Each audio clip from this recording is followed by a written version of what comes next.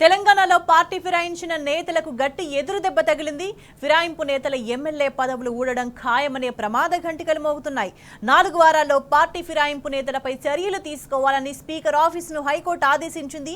4 వారాల్లో స్పీకర్ తేల్చకపోతే గనక కేసును సుమోటోగా స్వీకరించి విచారణ జరుపుతామని స్పష్టం చేసింది. దీంతో కాంగ్రెస్ లో చేరిన ఎమ్మెల్యేలు కడియం, దానం నాగేందర్, తెల్లం వెంకట్రావుపై అనర్హత వేటు ఖాయంగా కనిపిస్తోంది. మరి కోర్టు ఆదేశాలకు అనుగుణంగా స్పీకర్ విశేషాధికారాలు వినియోగిస్తారా లేదా అనేది రాజకీయ వర్గాల్లో ఇప్పుడు ఆసక్తి రేపుతోంది. ఇక దీనికి సంబంధించి మనకి పూర్తి సమాచారాన్ని అందించడానికి మా ప్రతినిధి ప్రదీప్ మనకి లైవ్ లో అందుబాటులో ఉన్నారు.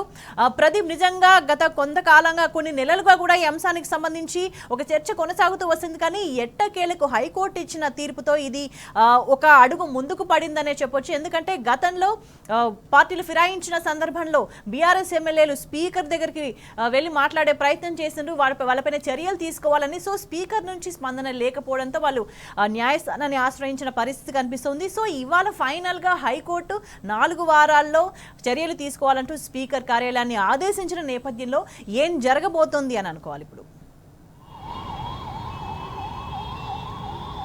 ఈరోజు హైకోర్టు ఇచ్చినటువంటి తీర్పు అయితే రేవంత్ సర్కార్కు అదేవిధంగా కాంగ్రెస్ పార్టీకి పెద్ద షాక్గానే చెప్పుకోవచ్చు. ఇప్పటికే కాంగ్రెస్లో చేరినటువంటి 10 మంది ఎమ్మెల్యేలు ఈరోజు హైకోర్టు అయితే కడియం శ్రీహరి, దానం నాగేందర్ అదేవిధంగా తెల్లం వెంకట్రావుకు సంబంధించినటువంటి తీర్పుకు సంబంధించి ఇచ్చారు. మిగిలిన 7 కూడా వారు ఒక టెన్షన్ వాతావరణంలో గత కొంతకాలంగా టెన్షన్ వాతావరణంలో అయితే ఉన్నారు.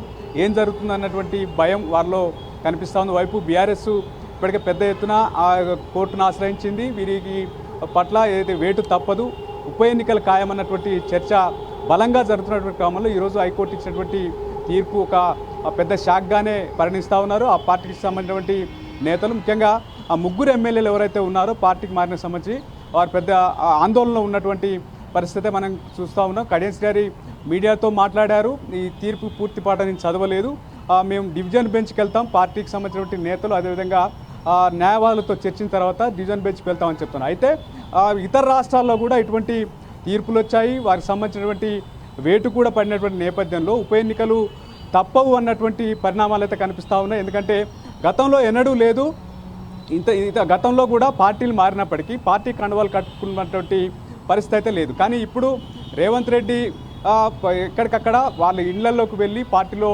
చేర్చుకొని స్వయంగా దానం నాగేందర్ను సికింద్రాబాద్ పార్లమెంటు అభ్యర్థిగానే ప్రకటించి బరిలో నింపినటువంటి పరిస్థితి. వైపు ఏఐసిసి ఒక మేనిఫెస్టో రిలీజ్ చేసింది. పార్టీ మారినటువంటి ఎవరైనా ఇతర పార్టీల్లో గెలిచి పార్టీ ఫిరాయిస్తే వెంటనే వేటు వేస్తామని చెప్పి పంచనాయలో వారు పొందుపరిచారు. ఏఐసిసి మేనిఫెస్టోలో కూడా చెప్పారు. వైపు ఏఐసిసి మేనిఫెస్టోలో ఒకవైపు ఉంటే మరోవైపు ఇతర పార్టీలో గెలిచినటువంటి ఎమ్మెల్యేను సికింద్రాబాద్ పార్లమెంటు అభ్యర్థిగానే బరిలో దింపినటువంటి పరిస్థితి. అటు గతంలో ఎన్నడూ లేని విధంగా ఈ పరిస్థితి నెలకొంది. గతంలో బీఆర్ఎస్లో ఎమ్మెల్యేలు చేరినప్పటికీ ఏదైతే ఆ ఎమ్మెల్యేల సంఖ్య ఎల్పీ మెర్జ్ అయిన తర్వాతనే కండువాలు కప్పుకున్నటువంటి పరిస్థితి. కానీ ఇప్పుడు అటువంటి పరిస్థితి లేదు. ఎక్కడికి వెళ్ళినా రేవంత్ రెడ్డి స్వయంగా ఇంటికి వెళ్ళి కండువాలు కప్పుతున్నటువంటి పరిస్థితి. ఈ నేపథ్యంలో ఎట్టి పరిస్థితుల్లో వీరిపైన చర్యలు తప్పవు, అనర్హత వేటు తప్పదన్నటువంటి చర్చ జరుగుతూ ఉంది. హైకోర్టు ఆ రకంగా 4 వారాల్లోనే నిర్ణయం చెప్పండి అని చెప్పినటువంటి నేపథ్యంలో ఈ 4 వారాలకు సంబంధించి ఎటువంటి నిర్ణయం స్పీకర్ కార్యాలయం చెప్పబోతూ ఉంది, వీరికి అయితే అనర్హతకు సంబంధించినటువంటి ఏం చెప్పబోతుంది. ఇప్పటికే వాళ్ళు పార్టీ కండువాలు కప్పుకొని పార్టీ వేదికలలో స్వయంగా దానం నాగేందర్ అయితే అభ్యర్థిగా కాంగ్రెస్ అభ్యర్థిగా బరిలో దిగినటువంటి పరిస్థితి. దీన్ని ఎక్స్టెండ్ చేసేటువంటి అవకాశం అయితే కనిపిస్తలేదు. ఎట్టి పరిస్థితుల్లో ఈ 3 ఎమ్మెల్యేలకు సంబంధించి అనర్హత వేటు ఖాయమంటుంది. మరోవైపు కాంగ్రెస్ ముందున్నటువంటి 3 అయితే వారికి సంబంధించి రాజీనామా చేయించి ఉప ఎన్నికలకు వెళ్ళడం లేదా వేటు ఇతర ఎమ్మెల్యేలు ఆ పార్టీకి వచ్చేటువంటి పరిస్థితులు. ఎందుకంటే చేరిన ఎమ్మెల్యేలే ఇప్పటికే అనేక ఇబ్బందులు ఎదుర్కొంటూ ఉన్నారు. రేవంత్ రెడ్డి టైం ఇవ్వడం లేదు. కొద్దిమంది వెనక్కి రావడానికి ప్రయత్నించారు. గతంలో స్పీకర్గా పనిచేసినటువంటి బాన్సువాడ ఎమ్మెల్యే పోచారం శ్రీనివాస్ రెడ్డికి రాష్ట్ర సలహాదారుగా ఇచ్చి వారికి బాధ్యతలు తీసుకునే పరిస్థితి అది పెండింగ్లో పెట్టినటువంటి పరిస్థితి. చేరిన ఎమ్మెల్యేలను పట్టించుకునే పరిస్థితి లేదు. మరోవైపు ఈ రకమైన ఇదే అంశానికి సంబంధించి గతంలో సుప్రీంకోర్టు ఇచ్చిన తీర్పుకు అనుగుణంగా ఇతర రాష్ట్రాల్లో స్పీకర్ నిర్ణయం తీసుకోకపోతే, చర్యలు తీసుకోకపోతే డైరెక్ట్గా సుప్రీంకోర్టు ఇన్వాల్వ్ అయ్యి నిర్ణయం తీసుకున్న పరిస్థితి కనిపిస్తుంది. ఇప్పుడు హైకోర్టు స్పీకర్ ఆఫీస్కి ఆదేశాలు జారీ చేసింది 4 వారాల్లో నిర్ణయం తీసుకోవాలి అని అన్నది. నిజంగా అంటే ఇప్పుడు స్పీకర్ ముందున్న ఆప్షన్స్ ఏంటి? ఈ సిచ్యువేషన్లో? స్పీకర్ ఈ అంశాన్ని పరిగణలోకి తీసుకోవాలి. దీనికి సంబంధించినటువంటి విచారణ ఇరు పార్టీలు, అటు బీఆర్ఎస్ సంబంధించినటువంటి వాదన, అటు చేరిన ఎమ్మెల్యేలకు సంబంధించినటువంటి వాదన వినాల్సి వచ్చింది. అయితే ఇందులో పెద్దగా లేదు, ఎందుకంటే స్వయంగా వారు పార్టీలో చేరారు. దానం నాగేందర్ కాంగ్రెస్ అభ్యర్థి, సికింద్రాబాద్ అభ్యర్థిగా పోటీ చేసినటువంటి పరిస్థితి. బీఆర్ఎస్ ఎమ్మెల్యేగా గెలిచి కాంగ్రెస్ అభ్యర్థిగా, పార్లమెంటు అభ్యర్థిగా పోటీ చేసినటువంటి పరిస్థితి. మరోవైపు కడియం శ్రీహరి అందరూ కండువాలు కప్పుకున్నారు, ఎన్నికల ప్రచారంలో పాల్గొన్నారు.